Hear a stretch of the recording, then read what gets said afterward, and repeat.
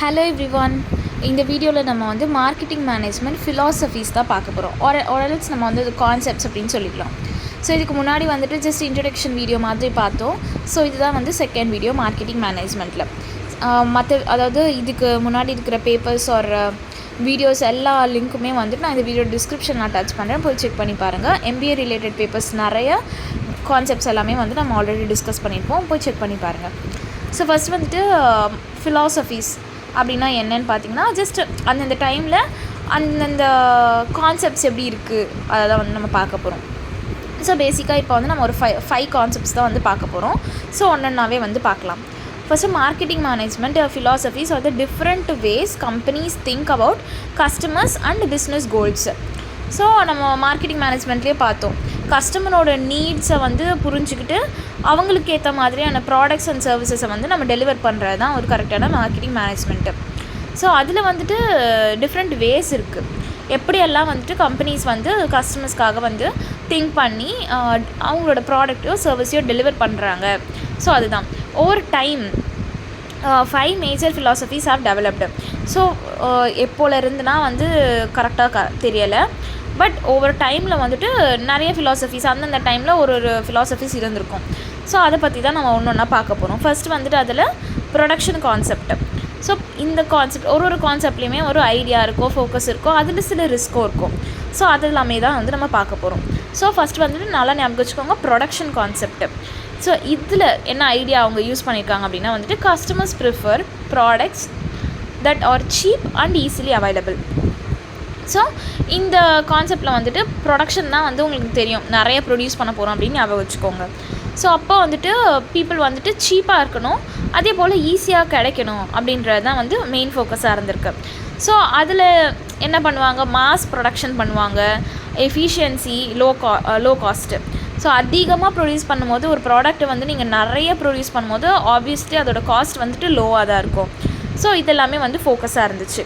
ஆனால் அதில் ரிஸ்க்கும் இருக்கும். ஸோ இதில் என்ன பண்ணுவாங்க, மாஸாக ஒரு ப்ராடக்ட் வந்து ப்ரொடியூஸ் மாஸ்னால் வந்துட்டு மாஸாக கிடையாது, அதிகமாக ப்ரொடியூஸ் பண்ணும்போதுட்டு அதில் வந்து குவாலிட்டி கொஞ்சம் கம்மியாக இருக்கும்.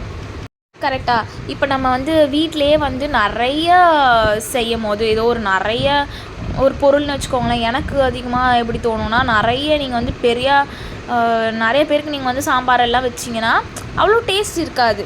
பட் நீங்கள் உங்களுக்காக ஒரு 4 பேருக்காக மட்டும் வைக்கும் போது அதில் நல்லா வந்து பருப்பு, நல்லா வந்து நிறையா காய்கறி அது மாதிரிலாம் வந்து போட்டு நல்லா பண்ணலாம். ஸோ அந்த மாதிரி தான் வந்து இதுவுமே நீங்கள் நிறைய ப்ரொடியூஸ் பண்ணும்போது அதை வந்து லோ காஸ்ட்டாக இருக்கும், அது வந்து ஒரு பெனிஃபிட் தான். பட் அதில் வந்து குவாலிட்டி அதிகமாக இருக்காது. அவங்களோட கஸ்டமரோட ப்ரிஃபரன்ஸஸையும் நம்ம வந்து ஒருத்தருக்கும் என்ன பிடிக்கும் அப்படின்றத வந்து நம்மளால் பார்த்து பண்ண முடியாது. ஓவராலாக ஓகே இதெல்லாம் வந்து ஒரு பேசிக்கான திங்ஸ் அப்படின்னு வச்சு அதை பண்ணிட வேண்டியதான். ஸோ இதெல்லாமே வந்து இதில் ரிஸ்க்கு. ஓகே, ஸோ எக்ஸாம்பிள் பார்த்தீங்கன்னா வந்து ஹென்ரி ஃபார்ட் ஏர்லி கார்ஸ், அதாவது மாடல் டி கார்ஸ்ன்னு இருக்கும்போது அவங்க வந்துட்டு அதில் கலர்ஸு இல்லை நம்மளோட ப்ரெஃபரன்சஸ் அதெல்லாம் எதுவுமே பார்க்க மாட்டாங்க. அப்போதைக்கு எனக்கு கார் வேணும், அது சீப்பாக இருக்கணும், ஈஸியாக வந்து கிடைக்கணும். ஸோ அது மாதிரி வந்து ஃபோக்கஸ் வச்சு நிறைய கார் வந்து அப்போ அந்த டைமில் வந்து ப்ரொடியூஸ் பண்ணியிருக்காங்க. ஓகே, அண்ட் தென் அடுத்த கான்செப்ட் வந்துட்டு ப்ராடக்ட் கான்செப்ட். ப்ரொடக்ஷன் கான்செப்டில் வந்துட்டு நிறைய ப்ரொடியூஸ் பண்ணியிருக்காங்க, பட் அதில் இருக்க ரிஸ்க் வந்துட்டு கம்மியான குவாலிட்டி இருக்கும், ப்ரெஃபரன்சஸ் வந்து அதிகமாக வந்து கஸ்டமர்ஸ் கிட்டேருந்து எடுத்துக்க மாட்டாங்க. ஓகே, ஸோ ப்ராடக்ட் கான்செப்டில் ஆப்வியஸ்லி அடுத்தடுத்த கான்செப்டில் வந்து ஒன்று வந்து பெட்டராக தான் இருக்கும். ஸோ இதில் வந்து ஐடியா என்னென்னா, customers prefer products that R high quality, innovative and better features. So இதில் வந்துட்டு குவாலிட்டி அதிகமாக இருக்கணும். ஸோ இதில் இருக்கிற ஃபோக்கஸ் என்னென்னு பார்த்தீங்கன்னா, அந்த ப்ராடக்டை வந்து இம்ப்ரூவ் பண்ணணும். ஓகேவா, ஏதோ ஒரு ப்ராடக்ட் இருக்குது, பட் அதை வந்து நம்ம அந்த ப்ராடக்ட்டை இன்னும் இம்ப்ரூவ் பண்ணணும், அதுக்கான பெட்டர் ஃபீச்சர்ஸை வந்து நம்ம கொண்டு வரணும். பட் இதுலேயுமே வந்து சில ரிஸ்க் இருக்குது. பிகாஸ் நம்ம ஒரு ப்ராடக்ட்டை இம்ப்ரூவ் பண்ண போகிறோம் அப்படின்னாலே அதில் வந்து எக்ஸ்ட்ராவாக வந்து காஸ்ட் நம்ம வந்து போடுறோம். கரெக்டாக, ஸோ அதனால் வந்து company may ignore price or customer convenience. Example பார்த்தீங்கன்னா வந்து ஆப்பிள் ஐஃபோன்ஸு நீங்கள் அப்படி பார்க்கும்போது நம்ம வந்து நார்மலான நம்மளோட ஃபோன்ஸ்லேருந்து ஆப்பிள் ஐஃபோனை வந்து நீங்கள் டிஃப்ரென்ஷியேட் பண்ணி பார்த்தீங்கன்னா ஓகே அது வந்து காஸ்ட்லியாக இருக்கும். ஏன், அதுதான் வந்து அதில் இங்கே ரிஸ்க்காகவே மென்ஷன் பண்ணியிருக்காங்க. பிகாஸ் அதில் நிறைய பெட்டர் ஃபீச்சர்ஸ் இருக்கும், ஹை குவாலிட்டி, அதில் நிறைய இன்னோவேட் பண்ணியிருக்காங்க. ஸோ அதனால் வந்து ஆப்பிள் ஐஃபோன்ஸ் வந்து costly. Okay, so focus on design, features and innovation to attract customers. So product கான்செப்டில் நீங்கள் இதை வந்து ஞாபகம் வச்சுக்கலாம். நீங்கள் வந்து கஸ்டமரோட ப்ரிஃபரன்சஸை பார்க்குறீங்க, ஹை குவாலிட்டியாக வந்து அதில் ப்ராடக்ட் கொடுக்குறாங்க, பெட்டர் ஃபீச்சர்ஸ் இருக்குது, ப்ராடக்டை நல்லா இம்ப்ரூவ் பண்ணுறாங்க. பட் அதில் இருக்க ட்ராபேக் என்னென்னா வந்து அது காஸ்ட்லியாக இருக்கும். அப்போ வந்து கஸ்டமர் கன்வீனியன்ஸ் வந்து அது வாங்குறதுக்கு கொஞ்சம் கஷ்டமாக இருக்கும், எல்லாராலையும் வந்துட்டு அஃபோர்ட் பண்ண முடியாது. ஸோ இதுதான் வந்துட்டு product concept. And then third வந்துட்டு செல்லிங் கான்செப்ட். இதில் ஐடியா வந்து என்னென்னா, customers won't buy unless they are pushed through aggressive selling or promotion. Aggressive selling அப்படின்னா நீங்கள் வந்து யோசிச்சு பாருங்களேன், ஒரு பொருளை நம்மக்கிட்ட கொடுத்து நீங்கள் வாங்கியே ஆகணும் அப்படின்னு வந்து நீங்கள் உங்களை புஷ் பண்ணிகிட்டே இருப்பாங்க அப்படின்னா வந்து எனக்கு ஃபஸ்ட்டு ஞாபகம் என்ன ஞாபகம் வருதுன்னா, நீங்கள் கோயில்னால் போனீங்கன்னு வச்சுக்கோங்களேன், அப்போ வந்து நீங்கள் தலையில் பூ வச்சுட்டு போகலன்னா எல்லோரும் பூ வச்சுக்கோங்கன்னு சொல்லிகிட்டே இருப்பாங்க கடையில் இருக்கிறவங்க, பூ வாங்கிட்டு போங்கன்ட்டு.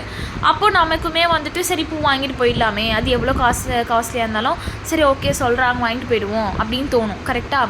ஸோ அந்த மாதிரி தான் வந்து அது மட்டும் கிடையாது. இப்போ நீங்கள் உங்கள் வீட்டு வாசலில் வந்துட்டு சில பேர் வந்து நெய் விற்பாங்க, இல்லை புக்ஸு, இந்த மாதிரிலாம் வந்து அவங்க வாங்கிக்கோங்க நல்லாயிருக்கும் இது அப்படின்னு வந்து நம்மக்கிட்ட சொல்லி விற்கும் போது எல்லா டைமும் நம்மளால் புஷ் பண்ணவே முடியாது. சரி ஒரு டைம் வாங்கி பார்க்கலாம் அப்படின்னு சொல்லிட்டு நம்ம வாங்கிப்போம். கரெக்டாக? ஸோ அந்த கான்செப்ட் தான் வந்துட்டு செல்லிங் கான்செப்ட். ஸோ இதில் ஃபோக்கஸ் என்னவாக இருக்குது, சேல்ஸ் டெக்னிக். ஒருத்தருக்கு ஒரு டெக்னிக் இருக்குது. அந்த மாதிரி வந்துட்டு ஏதோ ஒரு டெக்னிக்கை, சேல்ஸை வந்து ஒரு நல்ல ஒரு டெக்னிக்காக யூஸ் பண்ணுறாங்க, அட்வர்டைஸ்மெண்ட் பண்ணுவாங்க, ப்ரொமோஷன்ஸ், இது எல்லாமே வந்து இதில் ஃபோக்கஸாக இருக்குது. பட் ரிஸ்க் என்னென்னா, may sell something once but fail to build a long term customer relationship. So once நீங்கள் வந்து அவங்களோட சரி ஓகே புஷ் பண்ணுறாங்கன்னு ஒரு பொருளை வாங்கிட்டீங்க அவங்ககிட்ட இருந்து, பட் அதே பொருள் நமக்கு யூஸ் ஆகலாம் இல்லை ஆகாமல் கூட இருக்கலாம். அவங்க சொன்னதுனால நம்ம வாங்கி வச்சிட்டோம், பட் அது வந்து நம்ம மறுபடியும் அவங்ககிட்ட வாங்க போகிறோன்னு இல்லைல்ல. ஸோ அதுதான் வந்து இதில் ரிஸ்க்கு. கஸ்டமர் ரிலேஷன்ஷிப் வந்து அவ்வளோவா இருக்காது, ஓகேவா, லாங் டேர்ம் கிடையாது அப்படின்னு சொல்கிறாங்க. எக்ஸாம்பிள் பார்த்தீங்கன்னா, இங்கே வந்துட்டு insurance companies are door to door sales people use heavy persuasion to sell policies our product. கண்டிப்பாக நீங்கள் இதை வாங்கிக்கோங்க அப்படின்னு சொல்கிற மாதிரி. பட் அதுக்காக அவங்க வந்து தப்புலாம் கிடையாது, அவங்களுக்கும் ஒரு டார்கெட்ஸ் இருக்கும். அவங்க வந்து அந்த பீப்புள்கிட்ட ரீச் பண்ணணுன்றது அவங்களோட டார்கெட். ஸோ அதுக்காக அவங்க வந்து எஃபர்ட் போடுறாங்க. பட் நம்ம அதில் கன்வின்ஸ் ஆகிறோம் அப்படின்னா வாங்கிக்கலாம். ஸோ இது வந்துட்டு ஒரு கான்செப்ட், ஓகேவா. அண்ட் தென் ஃபோர்த் வந்துட்டு மார்க்கெட்டிங் கான்செப்ட். ஸோ இதில் என்ன ஐடியாவாக இருக்குது அப்படின்னு பார்த்தீங்கன்னா, success comes from understanding customer needs and satisfying them better then competitors. நம்மளோட கஸ்டமர்ஸை நம்ம அண்டர்ஸ்டாண்ட் பண்ணிக்கிட்டு அவங்களோட நீட்ஸ் என்ன அப்படின்றத நல்லா புரிஞ்சுக்கிட்டு அவங்களுக்கு ஏற்ற மாதிரியான ப்ராடக்ட்ஸ் அண்ட் சர்வீசஸ் வந்து கொடுக்குறது தான் நம்ம காம்படிட்டர்ஸை விட நம்ம பெட்டராக கொடுக்குறது. ஸோ அதுதான் வந்து இந்த மார்க்கெட்டிங் கான்செப்ட். ஃபோக்கஸ் என்னென்னு பார்த்தீங்கன்னா வந்து customer satisfaction first, profit follows. First வந்து கஸ்டமர் நீட்ஸை சாட்டிஸ்ஃபை பண்ணுறது தான் இதில் வந்துட்டு பேசிக்கான ஒரு ஃபோக்கஸே. அண்ட் தென் இதில் என்ன ரிஸ்க் இருக்குது அப்படின்னா, நீங்கள் வந்து உங்கள் கஸ்டமரை புரிஞ்சுக்கணும் அப்படின்னா உங்களை நல்லா வந்து அனலைஸ் பண்ணணும். So requires strong research and continuous adaptation. மாற்றிக்கிட்டே இருக்கணும். நீங்கள் சம்டைம்ஸ் ப்ராடக்டை இது ஒரு ஃபீட்பேக் வந்து கொடுக்குறாங்க, இது இந்த ஃபீச்சர் எனக்கு பிடிக்கல, எனக்கு இன்னும் கொஞ்சம் பெட்டராக வேணும்னா அடுத்து மாற்றணும் நீங்கள். ஸோ அது போல் வந்துட்டு நீங்கள் ஒவ்வொரு டைம் நீங்கள் வந்து உங்கள் ப்ராடக்ட்டை வந்துட்டு இன்னும் இம்ப்ரவைஸ் பண்ணிகிட்டே இருக்கிற மாதிரி இருக்கும். ஸோ அதுதான் வந்து இதில் ரிஸ்க்கு. எக்ஸாம்பிள் பார்த்தீங்கன்னா வந்துட்டு Amazon. So studies customer preferences, offers அ world wide choice, fast delivery, easy returns. நீங்கள் பார்த்தீங்கனாலே தெரியும், கஸ்டமரோட ப்ரெஃபரன்சஸ் பொறுத்து அவங்க நிறைய ப்ராடக்ட்ஸ் வச்சுருக்காங்க. ஸோ அதே போல் வந்து அவங்க நிறைய இடத்துக்கு வந்து டெலிவரி பண்ணுறாங்க, ஃபாஸ்ட்டாகவும் பண்ணுறாங்க. நான் இங்கே வந்து அமேசானை மட்டும் நான் வந்து ஹைலைட் பண்ணி காமிக்கல, பட் ஆனால் நான் வந்து அமேசானில் தான் அதிகமாக வாங்குவேன்னு வச்சுக்கோங்களேன். ப்ராடக்ட் இ-காமர்ஸ் அப்படின்னா எனக்கு அமேசான் தான் ஞாபகம் வரும். பிகாஸ் அவங்க வந்துட்டு ரொம்ப ஃபாஸ்ட்டாக டெலிவர் பண்ணுவாங்க. லைக் 2 days தான் அப்படின்னு சொன்னாங்கன்னா 2 days வந்து வந்துடும். ஸோ அது வந்து அவங்ககிட்ட ஒரு பெட்டரான ஒரு குவாலிட்டின்னு நான் சொல்ல வரேன். ஸோ அதே போல் ஈஸி ரிட்டர்ன்ஸ், நிறைய ப்ராடக்ட்ஸ்க்கு வந்து 10 days வரைக்கும் நம்ம ரிட்டர்ன்ஸ் பண்ணலாம். அதோட அவங்க கஸ்டமர் சர்வீஸுமே வந்து நல்லா பண்ணுவாங்க. ஏன்னா நான் அடிக்கடி அமேசானில் வாங்குறதுனால எனக்கு நல்லாவே தெரியும். நிறைய ஒரு டைம் வந்து ஒரு ப்ராடக்ட் வந்து அந்த மாதிரி தான் வந்துட்டு எனக்கு சைஸ் ஃபிட் வந்து சரியாக இல்லை. பட் எனக்கு வந்து 10 நாள் ஆகிடுச்சு, நான் ரிட்டன் போட்டேன். பட் அது வந்து சரியாக பண்ணலை. அந்த டைமில் கால் வந்துட்டு நைட்டு வந்து 11:54 கால் பண்ணிட்டு, அதுவும் ஜஸ்ட் ஒரு ரிங் பண்ணிவிட்டு அவங்க அதுக்கப்புறம் விட்டுட்டாங்க. கேட்டால் வந்து நான் கால் எடுக்கலாம், அதனால டெலிவர் பண்ணலன்ற மாதிரி. ஸோ அப்படியே நான் வந்து மாற்றி மாற்றி இது பண்ணி டைமும் வந்து ஆகிடுச்சு. பட் தென் நான் அதுக்கப்புறம் அவங்ககிட்ட வந்து சர்வீஸில் வந்து கால் பண்ணி பேசுனதுக்கப்புறமா ரிட்டன் பண்ணி கொடுத்தாங்க. ஸோ அந்த மாதிரி வந்து ஒரு நல்ல ஒரு பாசிட்டிவ் அப்ரோச்சோ இல்லை நல்ல ஒரு சர்வீஸோ பண்ணுறாங்க அப்படின்னா அது வந்து நம்ம எக்ஸாம்பிளாக எடுத்துக்கலாம். அண்ட் தென் 5th லாஸ்ட்டுன்னு வச்சுக்கோங்களேன், சொசைட்டல் மார்க்கெட்டிங் கான்செப்ட்.